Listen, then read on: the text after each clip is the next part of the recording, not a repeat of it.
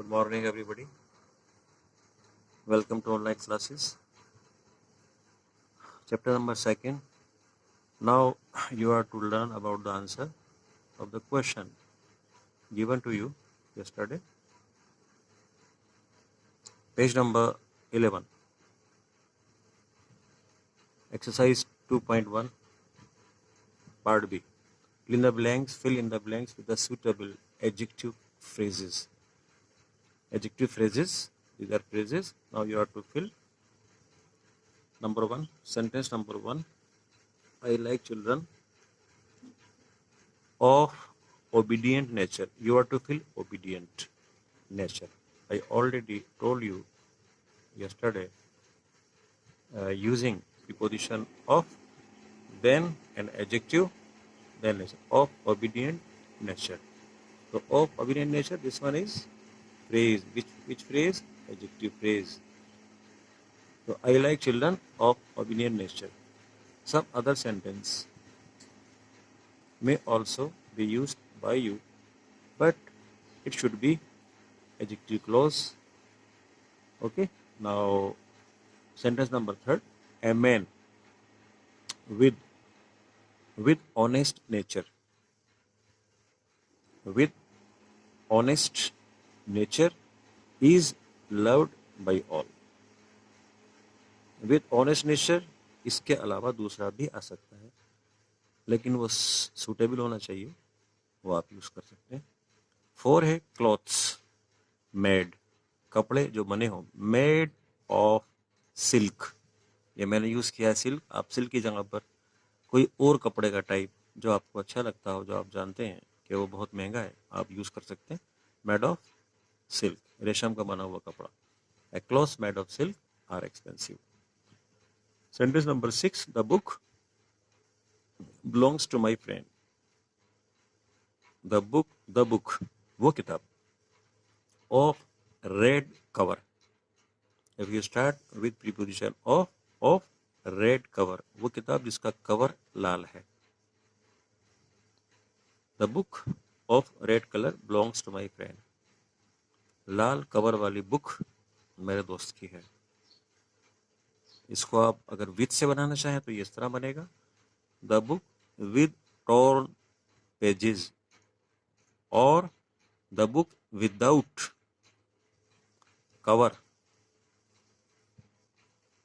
Cover belongs to my friend. इस तरह भी हो सकता है. इसमें आप भी अपनी ओर से लगा सकते हैं सोच समझ कर. और नंबर 8 है वी बॉट ए टेबल. हमने एक टेबल खरीदी. मेड ऑफ जो बनी हुई थी, made of steel, made of glass, made of would जो लकड़ी की बनी हुई थी, फ्रॉम एन ओल्ड स्टोर, एक पुराने स्टोर से. तो made of steel, made of, इस तरह से ये आपका एडजेक्टिव फ्रेजेस हो गए. Now we switch to next section C. Fill in the blanks with the suitable adverb clauses. These are adverb phrases.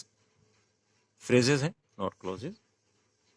Number 1, answer these question in detail or in short. You may also write in short or some other which suits well. Second है put these keys on the table. ये adverb phrase हो गया. कौन सा हुआ on the table? Place बता रहा है, एडवर्ब ऑफ प्लेस हुआ ये. डिटेल ये मैनर हो गया. थर्ड है आपका the bus will leave at 9 o'clock. बस 9 बजे रवाना होगी. ओके, ये रवाना तो 8-9 o'clock ये आपका फ्रेज हो गया. ये एडवर्ब ऑफ टाइम है. इस तरह से डिफरेंट एडवर्ब्स के जो टाइप्स हैं उसके अकॉर्डिंग आप इनको फिल कर सकते हैं इस सेंटेंस के अकॉर्डिंग, जो सूट करे उससे सूटेबल हो. 4 है वी ग्रीटेड द गेस्ट. हमने मेहमानों का अभिवादन किया, उनका स्वागत किया विद ओपन हार्ट.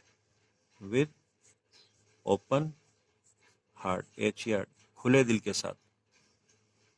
विद के साथ ओपन हार्ट, विद वेलकम भी आ सकता है। ये इस तरह से हो गया। 7 देखें, द यंग गर्ल, 7 देखें, the young girl danced with, उस यंग गर्ल ने डांस किया with a pitcher, PITS, pitcher कहते हैं मटकी या चरी जिसमें हम पानी भरते हैं, with a pitcher on her head, अपने सर पे मटकी रख के या चरी को रख के उसने डांस किया, तो विद पिचर। इस तरह से ये adjective phrase and adverb phrase are over. Now we move to page number 14। Page number 14, exercise 2.2, question number, section B. complete each set of sentences in such a way that the subordinate clause is a noun clause.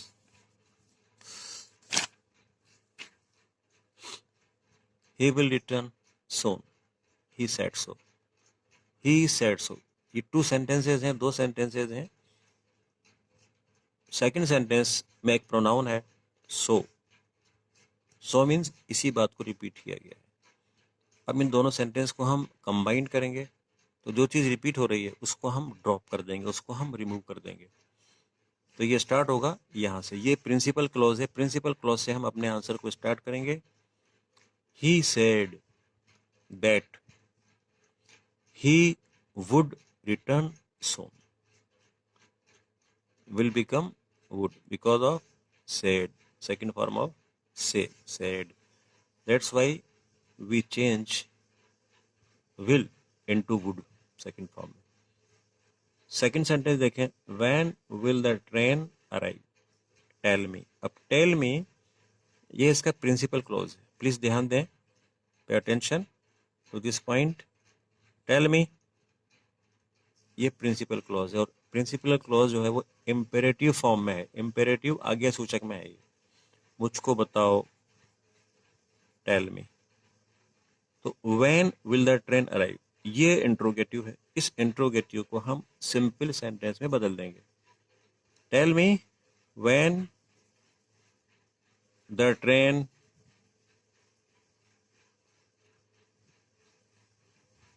Will arrive, last में full stop लगा देना। तो tell me where the train when the train will arrive. It's over. Next है third sentence है, Roma is absent today. Do you know the reason. अब do, यहां भी आप ध्यान दीजिए, यहाँ क्वेश्चन था लेकिन ये क्वेश्चन सबऑर्डिनेट फॉर्म में था, तो इसको हमने सिंपल सेंटेंस में चेंज कर दिया। थर्ड सेंटेंस में do you know the reason, क्या आपको रीजन पता है, ये इंट्रोगेटिव फॉर्म में है। मीन्स मैन, ये मैन क्लॉज है और प्रिंसिपल क्लॉज है ये। तो प्रिंसिपल क्लॉज से हम स्टार्ट करते हैं, डू यू नो। तो ये जो प्रिंसिपल क्लॉज है ये अपनी फॉर्म में रहेगा, ये सिंपल सेंटेंस में नहीं बदलेगा। Do you know the reason why Roma is absent today. ये वाई से आएगा, क्यों, रीजन है, रीजन के लिए हम वाई लगाते हैं, कारण जानने के लिए। तो do you know the reason why Roma is absent today, और लास्ट में इंट्रोगेटिव मार्क लगा देंगे, क्वेश्चन मार्क आएगा लास्ट में। 4 देखें, the teacher will accept my apology. I know it, I know it, यहाँ पर फिर एक प्रोनाउन रिपीट हुआ है, आई नो इट, इट को हम हटा देंगे, तो ये हो जाएगा I know that the teacher, I know that the teacher will accept my apology। Simple सा है, आई नो। 6 में देखेंगे हम, Einstein was a genius. Einstein genius था, एवरीवन नोज दिस, यहाँ भी this as a pronoun use हुआ है, तो दिस को हम हटाएंगे तो एवरीवन नोज स्टार्ट होगा आपका answer, everyone knows that Einstein was a genius. Okay, now we move to next exercise. Next exercise number C, section C है आपका। Complete each of the main clauses by adding a suitable noun clause. Suitable noun clause को आपको इसमें fit करना है। The words are given in the bracket will help you. ये bracket में ये वर्ड्स दिए हुए, ये वर्ड्स कहलाते हैं कंजक्शंस, ज्वाइनिंग वर्ड्स हैं। इनकी हेल्प से आपको इसका क्लोज बनाना है। मैन क्लोज आपको दिया हुआ है, आपको सबऑर्डिनेट क्लोज इसमें ऐड करना है। तो ये आपको ऑलरेडी पता है, और जिसको नहीं मालूम है वो एक बार फिर देख ले कि that, in that, what, who, ये जो कंजक्शंस हैं इनके बाद हम लिखेंगे सब्जेक्ट, फिर लिखेंगे हम वर्ब, और then rest of the sentence. बाकी सेंटेंस आ जाएगा इसमें। ऐसा नहीं कि यहाँ व्हाट लगाए तो आप लगा दो, हेल्पिंग वर्ब लगा, व्हाट आर यू, रॉन्ग है ये, इसका ध्यान रखें आप, क्योंकि क्लॉजेज हैं। आई स्ट्रांगली बिलीव दैट, मुझको पूरा यकीन है, that my friend would complete his promise. कोई भी सूटेबल सेंटेंस आप यहाँ जोड़ सकते हैं। मैंने जो एड किया है दैट के बाद, that he would complete his promise, वो अपने वादे को पूरा करेगा। He would carry out his promise, बहुत सारे वर्ड्स हैं, कोई भी आप यहाँ पर लगा सकते हैं। तो यहाँ पर ही आएगा, शी आ सकता है, कोई और सब्जेक्ट आ सकता है। उसके बाद मैंने वुड यूज़ किया है, क्योंकि वुड प्रॉमिस है तो प्रॉमिस के साथ वुड एज ए मॉडल लगाते हैं, इसलिए आप वुड, इसमें आप कंफ्यूज ना हो, या कुछ और भी आ सकता है। तो ये होगा, I strongly believe that he would complete his promise. Second है, आई आस्क्ड हर, मैंने उससे पूछा, मैंने उससे जानना चाहा, I asked her what she did yesterday, ये कल उसने क्या किया। व्हाट शी, ये हर है तो यहाँ पर व्हाट शी डिड यस्टरडे, ये मेरे अकॉर्डिंग है। आप कोई और भी यहाँ पर क्लोज, सुटेबल क्लोज चूज कर सकते हैं। Now we move to third sentence, it is not known, ये नहीं मालूम, ये पता नहीं है। हु ही इज, सबसे शॉर्टेस्ट, बिल्कुल छोटा सा। It is not known who he is, वो कौन है, इसका नहीं मालूम, ये इधर आएगा। और आप इनके अलावा भी कोई और लगा सकते हैं यहाँ पर जी। 6 देखें, एवरीवन वंडर्ड, हर एक को आश्चर्य हुआ, हर एक को हैरत हुई। How he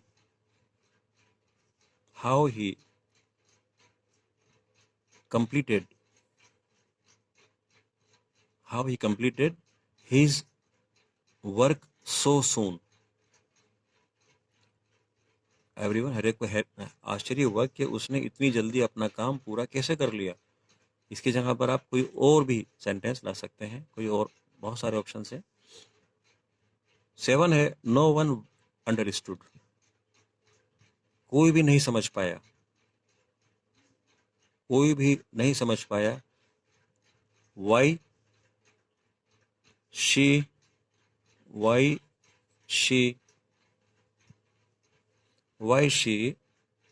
was absent yesterday, ये मेरे अकॉर्डिंग है कि वो कल क्यों एब्सेंट थी, किसी की समझ में नहीं आया। आप कोई और भी ला सकते हैं। No one understand why he did not complete his job. Many sentences may be replaced in place of this. Second, अभी सेक्शन नंबर डी आता है। सेक्शन डी है, इनमें एडजेक्टिव क्लॉजेस हैं। Number 1, he bought a flat. आप answer सुनेंगे, he bought a flat that is near the station. He bought a flat that is near the station. यहाँ it को हटाएंगे हम, इट फ्लैट के लिए आ रहा है, दोनों सेंटेंस को हम जोड़ेंगे तो सब्जेक्ट एक ही रहेगा। जो फ्लैट है हमारे पास, ये जो एंटीसीडेंट है, तो ही bought a flat that is near the station. Third देखें, सेकंड देखें, आई like the footballer. I like the footballer who scored the winning गोल। इस हु को, ये हु क्या है, रिलेटिव प्रोनाउन है, इसको हम फुटबॉलर के पैरेलल लगाएंगे, इसके बराबर लिखेंगे। ये मैं आपको पहले समझा चुका हूँ, फिर से आपके सामने रिपीट कर रहा हूँ, इसको आप अच्छे से समझ लें। तो I like the footballer who scored the winning goal. Third देखें आप, the man. The man, the mangoes are in the box, sorry, the mangoes are in the box, they are ripe. यहाँ जो एंटीसीडेंट है वो relative pronoun से बहुत दूर है। तो मैंने आपको बताया था इसका आंसर इस टाइप से हो, the mangoes which are ripe, the mangoes which are ripe are in the box,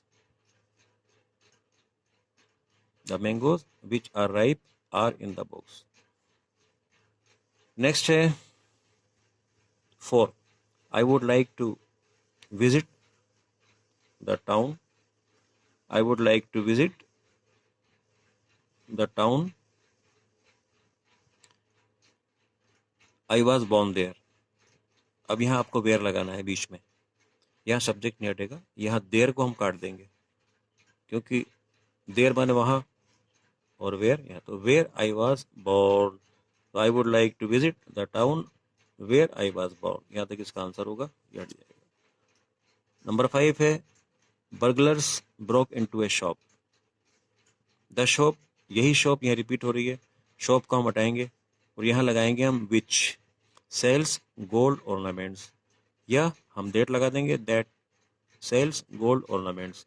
तो सेंटेंस इस तरह होगा, बर्गलर्स वो लुटेरे, वो चोर, broke into a shop, shop में घुस आए, विच सेल्स गोल्ड ऑर्नामेंट, जिसमें गोल्ड सोने के ऑर्नामेंट्स बिकते हैं।